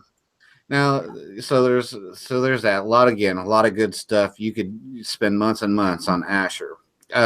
Naphtali, as a doe let loose that bears lovely fawns. Good looking kids right there. Yes, maybe the Swiss models. I don't know. There you go. Yeah, I don't know. I mean, what can you say about that? You know, that's the kid that got everybody liked to look at, but nobody talked to. She's pretty. Yeah, and then you're so pretty. Okay, yeah. And then we barrel into just this again lengthy prophetic proclamation over Joseph. A fruitful vine, of course, with Ephraim and Manasseh being plentiful, being a multitude of nations. His branches run over the wall, scattering, everywhere. The archers have severely grieved him, shot at him, and persecute him, which is interesting, looking at, the persecuted believers. But his bow remained strong. The arms of his hands were made strong. I love that. I remember looking into this first part here wondering about this before, about his branches run over the wall. This is an illusion, or it's supposed to paint you that picture of being a blessing to those who are outside of you. For those who are outside, right? Anything that was over the wall was considered pickable fruit by anybody who could pass by. They could take from that which grew there, and it would not be considered thievery because it's over the wall. It's a blessing to those who are passing by. And I just always love that picture of being a blessing to those so blessed so much that your blessing goes over the wall and is a blessing to those who don't even know you.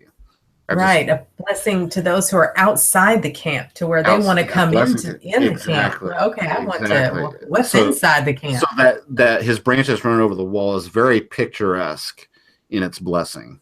I just love that. And I love the arms of his hands were made strong by the hands of the mighty one of Jacob.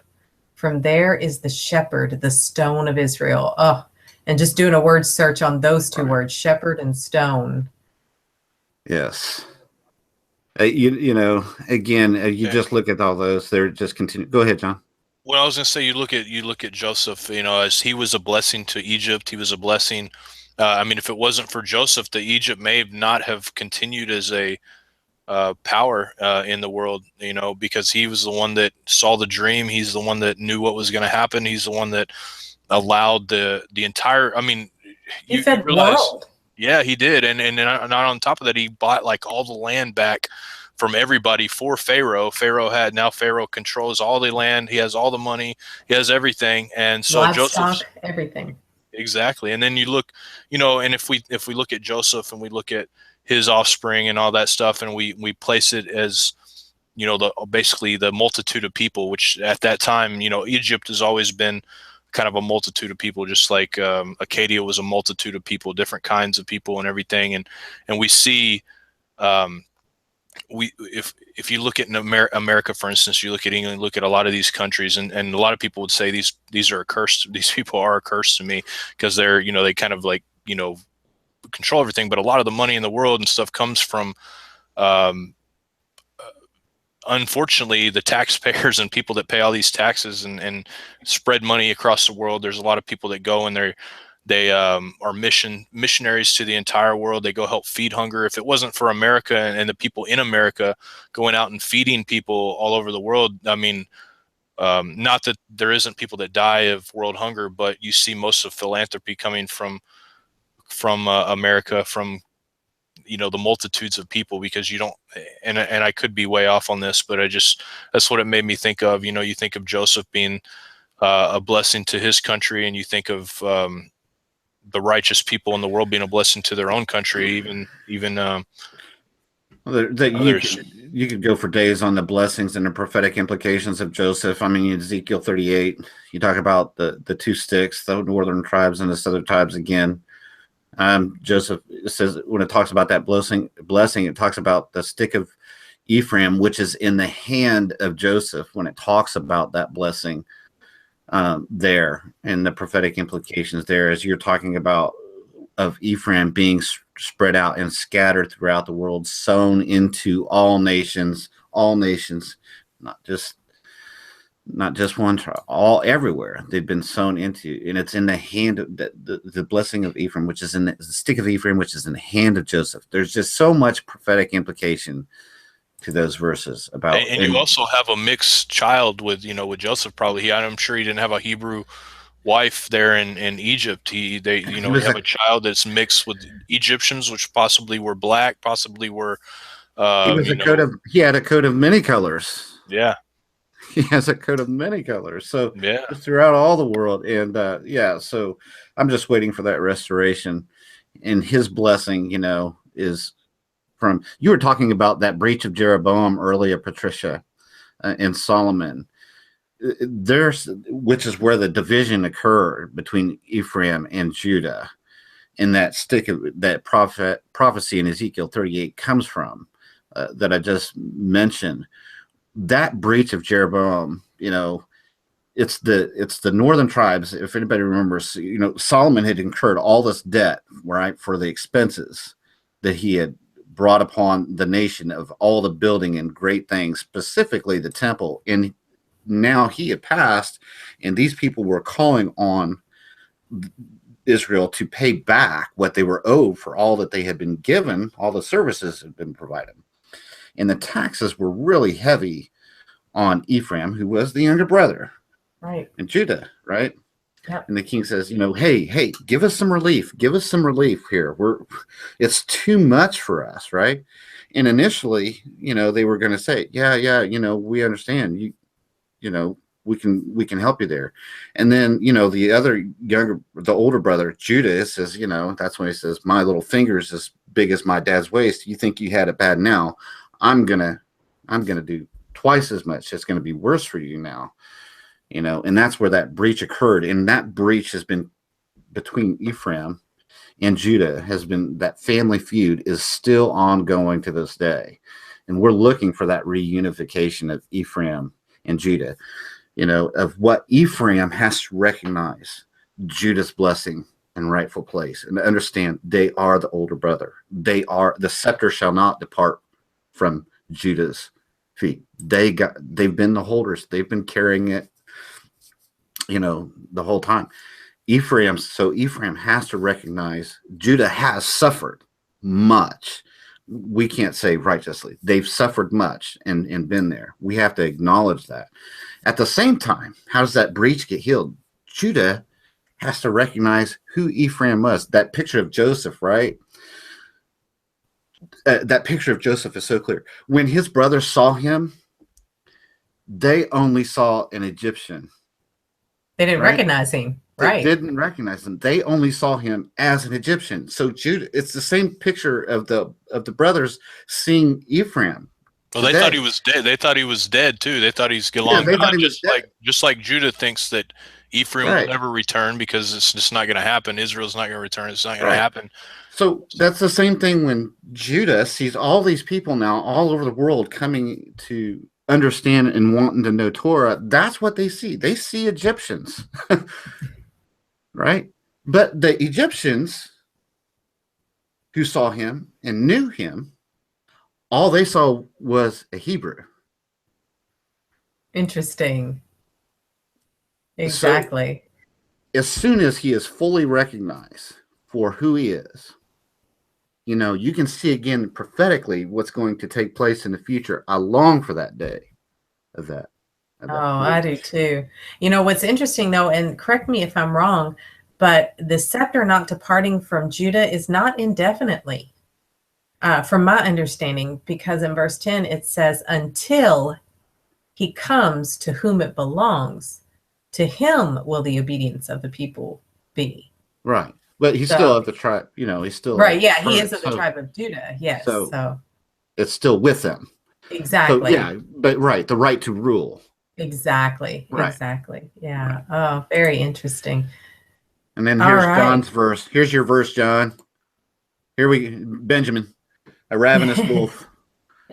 Did we lose Yeah, you? and that was Darren, who was in the chat earlier, and he said that there was only like 200 Benjamites left after what happened there, and they were absorbed into Judah at that point. Yep. And so we might see some of those ravenous wolves, at least the ravenous with the money, that the money lenders, might be, a lot of them might be Benjamites. You never know. They're definitely ravenous, though. If you ever owe money to them, you'll hear them calling you. Well, and it's interesting that Paul came from the tribe of Benjamin. Yeah. Yeah, and the first king, Saul, did. Interesting. Yeah. Very interesting. All right.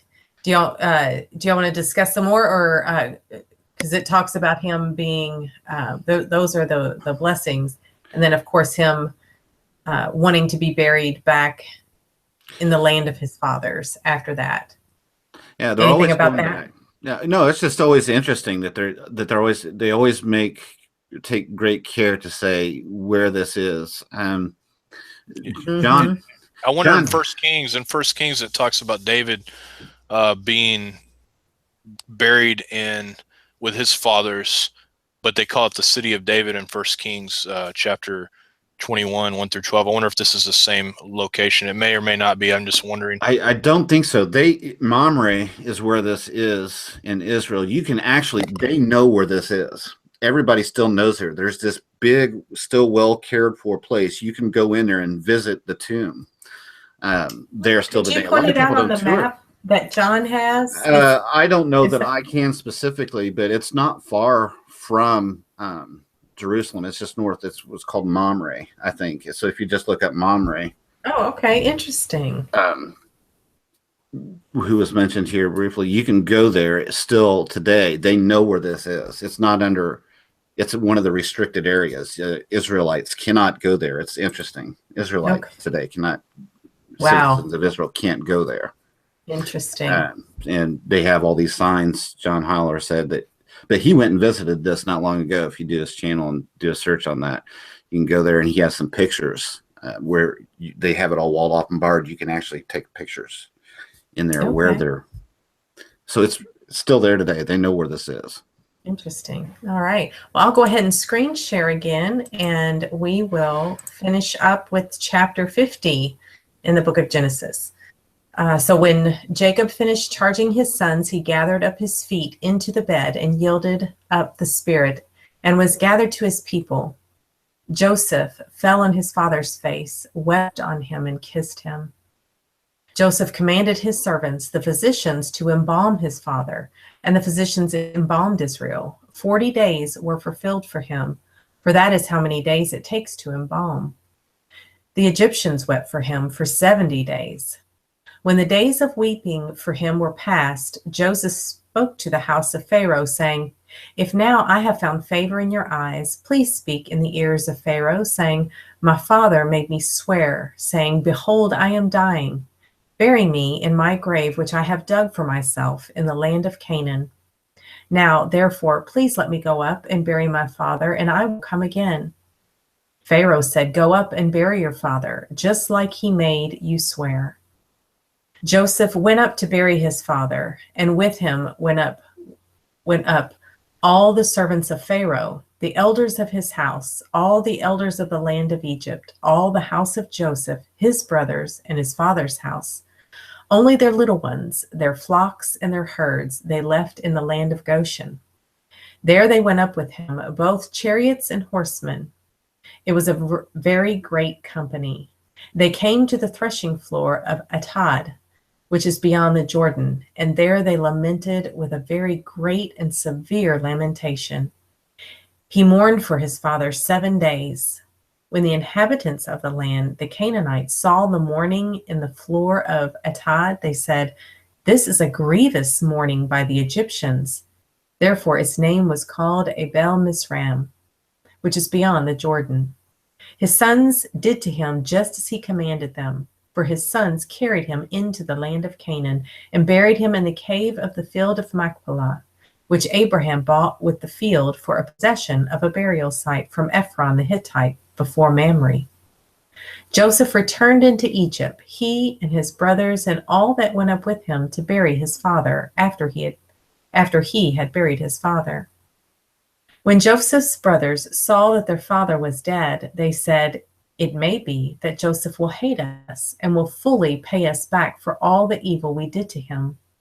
They sent a message to Joseph saying, "Your father commanded before he died, saying, 'You shall tell Joseph, now please forgive the disobedience of your brothers and their sin, because they did evil to you. Now please forgive the disobedience of the servants of the God of your fathers.'" Joseph wept when they spoke to him. His brothers also went and fell down before his face, and they said, "Behold, we are your servants." And Joseph said to them, "Don't be afraid, for am I in the place of God? As for you, you meant evil against me, but God meant it for good, to bring to pass, as it is today, to save many people alive. Now therefore, don't be afraid. I will nourish you and your little ones." And he comforted them and spoke kindly to them. Joseph lived in Egypt, he and his father's house. Joseph lived 110 years. Joseph saw Ephraim's children to the third generation. The children also of Machir, the son of Manasseh, were born on Joseph's knees.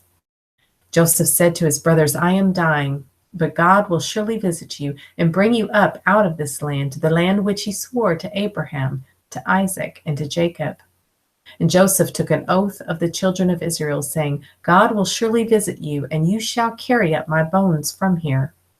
So Joseph died, being 110 years old, and they embalmed him, and he was put in a coffin in Egypt. It is, for me, extremely interesting. So much. I'm trying to narrow down my first thought. In the book of Jasher. Somebody here. Oh, go ahead. I was going to say, if you didn't know, I was going to. There's a couple questions, but go ahead. Oh, okay. I just want to say the book of Jasher really expounds upon this. So, do you remember when Jacob left with his sons running from Laban? The book of Jasher just gives so much detail. But in this part of the story, Laban made an oath that he made an oath with Jacob that he would not harm him. And, where they made that pact. Well, he tries to stir up trouble with Ishmael's descendants. Uh-huh. And if anybody hasn't read that part of Jasher, I don't remember the exact chapters, but as they're taking Jacob's bones, or Jacob, back to the land to bury him, the battle that comes on, that they have, the Egyptians and the tribes of Israel have, and how Laban stirs up trouble. It's just a really interesting story. So I encourage anybody to kind of dig in, go down that rabbit trail. It's really cool. Yeah, she had another question. She had several questions. I like Michelle's on it. Michelle also asked the question, why the 40 days for those who are embalmed? I'll talk to Doug Krieger about that for you, Michelle, if I remember, but he's the numbers guy. I can tell you a little bit about it if you guys want to know. They had a different process of embalming, obviously, than we do now. They didn't inject embalming fluid into the body, but they would take the organs out of the body, and they would actually leave the heart in there for a certain period of time. And the art of what they would do is they would basically, their skin would soak up this stuff that they did. It took a lot of time. It wasn't the same kind of process, and it was an expensive process back then. It would be equivalent close to $15,000 to $20,000. That's why only the pharaohs and stuff, they had that done to them. Honey was involved as well, correct? Right. They had a lot of different spices and stuff involved in doing it, and yeah, the elite still hold that as part of the process today in their embalming rituals, to be caked and preserved in honey and the bees there. Mm-hmm. It's interesting. The link to that, the ages, 40 days, Michelle, I'll talk to, there's definitely significance, because it mentions those two times. We know numbers are not insignificant, 40 days and then 70 days. It says the Egyptians weren't for 40 days. The 40 was the Israelites, the children of Israel mourned for 40 days, and the Egyptians for 70. according to their custom. Isn't that interesting that the Egyptians mourn that long? I don't remember. I know in biblical times, a lot of times they would hire mourners to mourn at a funeral, and which is weird, when you think about it. Or nowadays, the funerals are different now, obviously, than they were back then. But I wonder if they were hired mourners, or if they. I mean, because I can't imagine, Well, I know. Remember when Jacob came into Israel, when Joseph brought him before Pharaoh, and Pharaoh questioned him and was kind of in awe that he wanted to know about Jacob, how old he was, how long he had lived. And he seemed like Pharaoh was very interested. And then Jacob blessed Pharaoh. Yeah. So we know Joseph was at that time a high-ranking person, but I wonder the role that Jacob played as his father in Egypt. And he was blessed. I mean, he there's no telling what he accomplished while he was there. I mean, I don't know. I haven't read anything about that, but that would be an interesting study as well, if there's any history behind what he had accomplished while being there. Mm-hmm. Yeah, Jacob, I don't know. And his age. I think if the only thing that comes to mind is why embalmed at all is acknowledgement that is part of his story. That's part of who he became. I mean, he became a ruler in Egypt. Yeah. I mean, there's just no getting around it. So it's just an acknowledgement of really, who he was. I mean, it's not something. And he had an amazing tomb, from what I understand. I don't know if you guys ever watched the documentary Patterns of Evidence. Mm-hmm. They think that. Yeah, they thought that they found Joseph's tomb possibly. It was a red-headed mummy that they had depiction of over there, which is pretty amazing if that's true. But yeah, it's pretty interesting. Yeah. All right. So that probably does it for those portions. Anybody else have any final thoughts or questions there? I think. Well, I was thinking this too. I don't know if you've ever read the 12 Patriarchs. Have you ever read that book before? It's a extra biblical book. It's interesting, but some of these brothers, according to this book, they were men of great power, like could literally jump 10 feet in the air over fences and wrangle big animals with their bare hands. And these guys were powerful men according to this book. And so maybe the reason Pharaoh marveled at Jacob, he's like, what kind of guy has sons like this that are just like wild animals? These guys are powerful. And then Joseph, obviously, I've given second command to all of Egypt, and this is his son. So he probably was thinking, like, what kind of man is this? Like, what is going on here? But if you haven't read the 12 Patriarchs, it's really, really interesting. It's a good book. Interesting. The book of Jasher talks about the exploits and the strength of several of the sons. Yeah, I forgot about that, but yeah. Well, isn't that the mark, or it does become the mark of a follower of Yah? I mean, didn't he just set them apart? I mean, I think of you guys and all the people I know. I think when I think of you guys, the first thing that comes to mind is strength. You know what I'm saying? Whether it's because it takes strength. It takes an internal fortitude to walk this walk, but in the boldness, a purposefulness. I mean, you don't easily blend into a crowd, and that's just the effect that it always is a mark of Yah's people, that they will stand out. They just do. So I think there's a lot to what you're saying there. I mean, whether it's whether it's additive to build them up, as our poetic license is what they would call it, a poetic license, to make these people out to be superhuman, as somebody said in the chat there. But I see that always as a mark of those who truly follow Yahweh. They do stand out. And like the conference, last year at the Take on the World Conference 2017, that was the first time I'd experienced that many people who are that determined.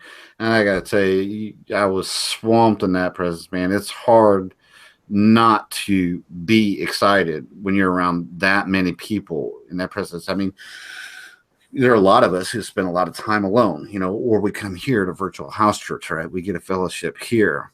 But when you get to do this face to face and in person, and there's a group of you, man, that's going to leave a mark. Yeah, it is. It is something to be able to come together. And I know the conferences that we've been to it's just amazing. Just, the fellowship and when you just get a group of believers together, and it is such an amazing experience. I'm going to see you at the 2018, right? Right? Oh, yes. Y'all willing. We are planning on being there. So John again. Yes. Yeah, I'll be there. I'll be there. I think we're gonna try to do a carpool. Get the Halls coming up, the Vicky and her family coming up, and just like all our fellowship, and hopefully we can bring them all up, and that'd be kind of fun. Get a big 15-passenger van or a bus and come up there. So yeah, get a convoy going. I got to take a cruise with John at the last one. That was pretty cool. We went on we did. Yeah, we went on a little run to get some snackies. Yeah, very cool. That was pretty cool. Yeah, it was good to finally meet you, man, face to face. You're a lot better looking than I knew you look on TV here. So no, I'm just kidding. I'm kidding. That's a compliment, though. Actually, I guess most people are like, I appreciate that. I think you clean up nice, huh? I don't know. I'm also going to be doing I mentioned this on my Facebook, if you don't mind, John. I'm going to be in Sacramento, California in March. I posted it to my Facebook page. And it never cooperates when I'm doing on-air stuff, but you can come find it on Facebook. March, I'll be in Sacramento doing a conference with Doug Krieger, John Haller, and Doug Hamp's going to be there, and a bunch of other guys. It's going to be wide experience. So I'll come see you in March if anybody's in the California area. Yeah. Very cool. Well, if they need another person on that conference, man, tell them to bring me on. I'll go to that conference there in Denver too. There's a lot of cool people in Denver that I want to see again. So, yeah, I don't know if Doug hasn't mentioned it, but I doubt Doug will mention that. I just say not you could throw it in his another conference. I hadn't heard word about another conference because it was first annual Denver Prophecy Summit. So I haven't heard if there's going to be a second one yet. I haven't heard now, so I keep my ears clear. You were doing another one there. No, this is Sacramento, California in March. Oh, wow. Okay. This is in California. Never mind. I try to stay out of California. That earthquake might come and just throw it in the ocean there. So, dude, like you got to totally go to California. Yeah. Dude. No, I've been to California once. I went to L.A. and I tell you what, that was. I stayed right in Compton when I stayed there in a what are they called? Those little.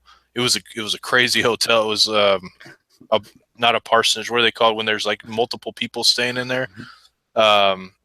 Group a hostel. It was a hostel in Compton, surrounded by these walls with barbed wire, and they had these gates that closed. I'm like, what is going on here? Am I getting ready to go into some kind of weird prison camp? What is this place? And now I know why, because in that town, you hear like we stupidly went walking down the street, right, to go to the gas station. Me and my friend Tony did, and you hear gunshots and cops all night long, all through that whole area. And while we were there, and this doesn't have anything to do with the tour portion at all, but while we were there, this Russian mob dude tries to hit my friend Tony just over the head with a bottle. And I had to get me and another guy that were there, grabbed the chair and threw him into the water and went and left. It was the craziest time I've ever had in America. Let's put it that way. So, well, you go to Costa Rica, it's all like that. I mean, it's interesting. They put, they use mortar and stuff like that. They'll put broken glass bottles on the top flat portions of the walls so you don't climb over them. It was a crazy town. The whole town, LA, was nuts. Let's put it that way.